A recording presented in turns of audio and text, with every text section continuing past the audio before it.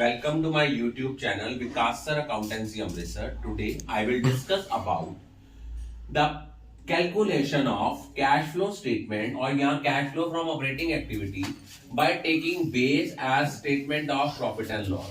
तो देखो जब भी हमने ऑपरेटिंग एक्टिविटी का से कैश फ्लो कैलकुलेट करना है सबसे पहले हमने निकालना है net profit before tax and extraordinary item. उसके लिए चाहिए नेट प्रॉफिट।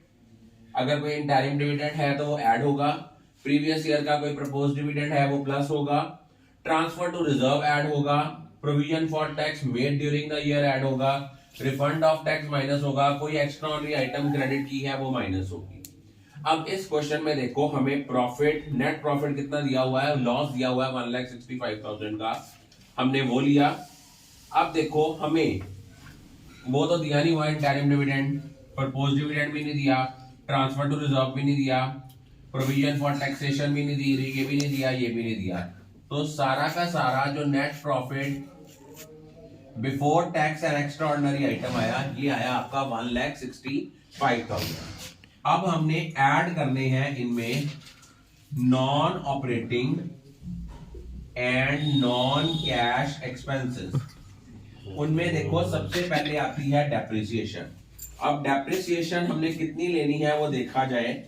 हमें यहां पे दिया हुआ है स्टेटमेंट ऑफ P&L में depreciation and amortisation expenses that is 1 lakh. तो हम लोगों ने डेप्रिसिएशन ऐड कर ली 1 लाख। उसके बाद नेक्स्ट हमें क्या दिया हुआ है, नेक्स्ट हमें दिया हुआ है देखो कोई loss on sale of asset है नहीं, कोई इंटरेस्ट ऑन डिबेंचर है, इंटरेस्ट ऑन लोन है बिल्कुल भी नहीं, हमने कंसिडर नहीं करना। कोई नॉन ऑपरेटिंग इनकम दी हुई है वो भी नहीं दी हुई, इसलिए उसको माइनस भी नहीं करना। तो इट मींस हमारे पास ये 1 लाख आया, ये नेगेटिव का बैलेंस आ रहा है 65,000। तो इसको हम लिखेंगे operating loss before working capital changes, कि वर्किंग कैपिटल चेंजेस से पहले हमें लॉस कितना आया है। अगर इनमें हमारा कोई करंट एसेट इंक्रीज हो रहा है तो वो हमारा आउटफ्लो है, करंट एसेट डिक्रीज हो रहा है वो इनफ्लो है।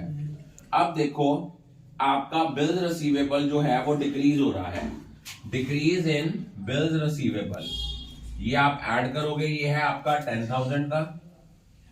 और अगर आपका आउटस्टैंडिंग सैलरी करंट लायबिलिटी है वो इंक्रीज हो रही है, इसको भी आप ऐड करोगे 5,000। उसके बाद आपके सन्ड्री डेटर्स डिक्रीज हो रहे हैं। अगर आपके सन्ड्री डेटर डिक्रीज होंगे, ये आपका क्या कहते हैं, सन्ड्री डेटर्स जो हैं ये आपके इंक्रीज होंगे, तो ये आपका क्या है, ये आपका आउटफ्लो है, इसको हम माइनस करेंगे, ये है 25,000। उसके बाद आप देखो आपकी इन्वेंट्री इंक्रीज हो रही है, ये भी आपका आउटफ्लो है, इसको भी आपने 25,000 जो है वो क्या करना है, माइनस करना है। प्रीपेड इंश्योरेंस आपकी इंक्रीज हो रही है 2500 की, इसको भी आपने आउटफ्लो है, इसको भी आपने माइनस करना है। फिर हमें दिया हुआ है हमारे सन्ड्री क्रेडिटर्स डिक्रीज हो रहे हैं, तो अगर सन्ड्री क्रेडिटर्स डिक्रीज होते हैं हमने इसको माइनस करना है। वो अमाउंट कितनी दी हुई है 10,000। उसके बाद हम लोग देखो ये हमारे पास आएगा cash used in operating activity, ये आ गया कैश यूज्ड इन ऑपरेशंस। अब इसमें हमने टैक्सेस पेड माइनस करना है। टैक्स पेड कितना माइनस होना है, टैक्स पेड जो आपने माइनस करना है, ध्यान से देखिए, टैक्सेस पेड जो आपने माइनस करना है वो क्या है, हमें प्रोविजन फॉर टैक्स दिया हुआ है 50,000 का, वो ले लिया था। अब हमें प्रोविजन फॉर टैक्स का अकाउंट दिया है, एक हमें दिया है ओपनिंग बैलेंस, एक हमें दिया है क्लोजिंग बैलेंस। ओपनिंग बैलेंस 15,000 है, क्लोजिंग बैलेंस 10,000 है। सारे साल में जो आपने टैक्स प्रोविजन मेड की है 50,000 है।